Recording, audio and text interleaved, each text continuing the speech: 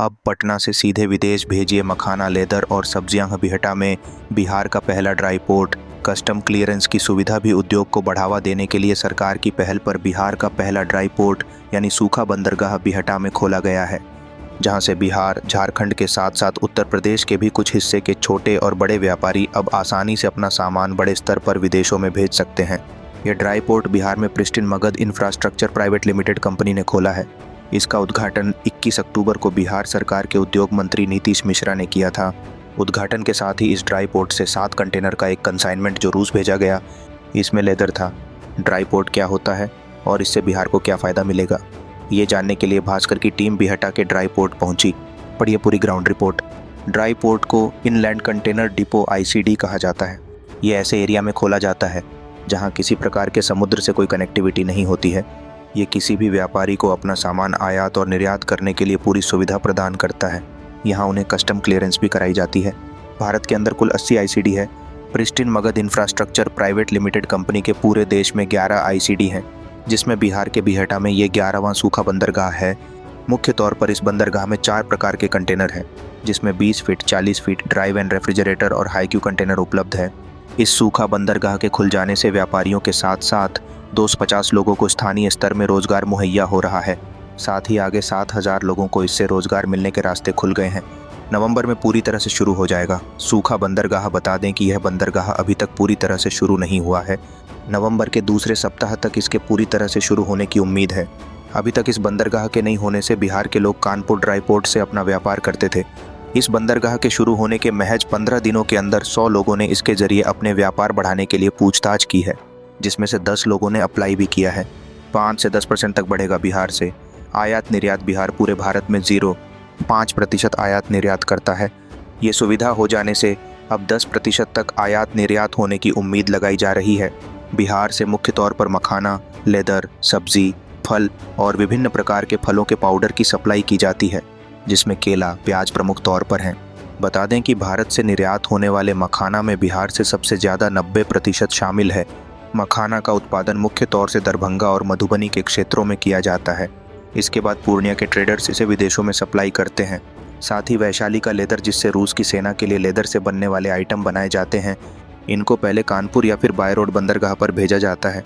इसकी प्रक्रिया में बहुत वक्त लगता था, जिससे व्यापारी पीछे हट रहे थे, लेकिन अब इस ड्राई पोर्ट खुल जाने से इस काम में लोगों को आसानी होगी।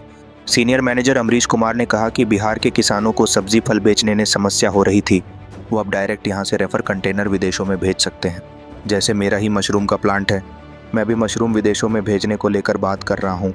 ऑपरेशन और ट्रांसपोर्ट मैनेजर शांति भूषण श्रीवास्तव ने कहा कि चावल और मखाना के निर्यात में बिहार बहुत अच्छा काम कर रहा है और यह ड्राई पोर्ट बिहार के निर्यात को बढ़ावा देने में मील का पत्थर साबित होगी। बिहार के चावल, मक्का, आम के लिए हम लोग इस बंदरगाह पर ऐसी सुविधा लेकर आएंगे ताकि यह सीधा बिहार के नाम से जाना जा सके। हमारे यहाँ से इन सब चीज़ों के अलावा ऑर्गेनिक लेदर वुड्स का उत्पाद हो रहा है, जिसे यहाँ से निर्यात किया जा सकता है। मोहित पांडे कंटेनर मैनेजमेंट और साइट इंचार्ज का काम देखते हैं। उन्होंने कहा कि हमारे यहाँ जो भी कंटेनर इस्तेमाल हो रहे हैं उसमें अधिकतर 20 फीट के कंटेनर हैं।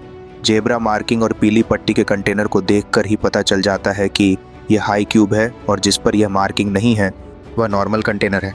हमारे यहाँ कंटेनर को उठाने के लिए RST मशीन का इस्तेमाल होता है। चीनी मिल की जगह खोला गया है ड्राई पोर्ट। आपको बता दें कि जिस जगह ड्राई पोर्ट खोला गया है वो पहले चीनी मिल की जगह थी। ये बिहार का सबसे बड़ा चीनी मिल था, जिसके बाद इसी कंपनी ने यहाँ प्राइवेट फ्रेट टर्मिनल खोला। इसका मतलब होता है कि रेलवे की वैसी जगह जिसकी स्थिति बहुत ख़राब हो और उसको विकास की आवश्यकता हो, तो सरकार इसे डेवलप करने के लिए प्राइवेट कंपनी को लीज पर देती है। हालांकि ट्रेन का संचालन और बाकी सभी चीज़ें सरकार के ही अंदर होती है। इसी प्राइवेट फ्रेट टर्मिनल को विकसित कर ड्राई पोर्ट खोला गया है। कंटेनर्स को कैसे रखा जाता है यहाँ? सर, ये सारे जो कंटेनर्स दिख रहे हैं अपने अभी ऑलमोस्ट जो हमारे साइट पे यूज़ हो रहा है वो 20 फीटर कंटेनर यूज़ हो रहा है। इसमें आपको मैंने टाइप्स भी बताए थे, जैसे कि इसमें देख लीजिए सर, जेब्रा मार्किंग लगे हुए हैं, पीला पट्टी लगा हुआ, इससे पता चल जाता है कि मतलब ये हाई क्यूब है। किस किस मशीन का उपयोग होता है? जी सर, हमारे पास एक बोलते हैं रिच स्टेकर, RST बोलते हैं सर शॉर्ट में, कलमार भी बोलते हैं। तो उस कलमार के जरिए हम लोग कंटेनर को एक स्थान से दूसरे स्थान पर लिफ्टिंग कराने के कार्य करते हैं सर। अभी यहाँ पे हमारे जो भी स्टेट में जो किसान हैं जो जिनको समस्या हो रही थी एक्सपोर्ट करने के लिए, वेजिटेबल्स हो या कुछ फ्रूट्स हो, वो अब डायरेक्टली यहाँ से रेफर कंटेनर में विदेश में एक्सपोर्ट कर पाएंगे। जैसे अभी हमारा ही बात चल रहा है, मेरा ही मशरूम का प्लांट है, बहुत बड़ा प्लांट है, वहाँ से भी डिस्कशन में है, पाइपलाइन में है, मशरूम एक्सपोर्ट कर रहे हैं। डेली 50 से 100 टन के बीच में आ रहे हैं, क्वेरीज आ रहे हैं, पूछताछ कर रहे हैं लोग। यहाँ पे बिजनेसमैन जागरूक है कि कैसे करके हम मतलब एक्सपोर्ट और इंपोर्ट को बढ़ावा दे सके, और व्यापारी भी डायरेक्ट रूप में इससे जुड़ सकते हैं। हम लोग उनको टाइम टू टाइम गाइड करने की भी प्लान अभी कर रहे हैं। मिनिमम क्वांटिटी बेसिकली एक्सपोर्ट के लिए 500 केजी के लमसम में होना चाहिए, बट वो डिपेंड करता है कि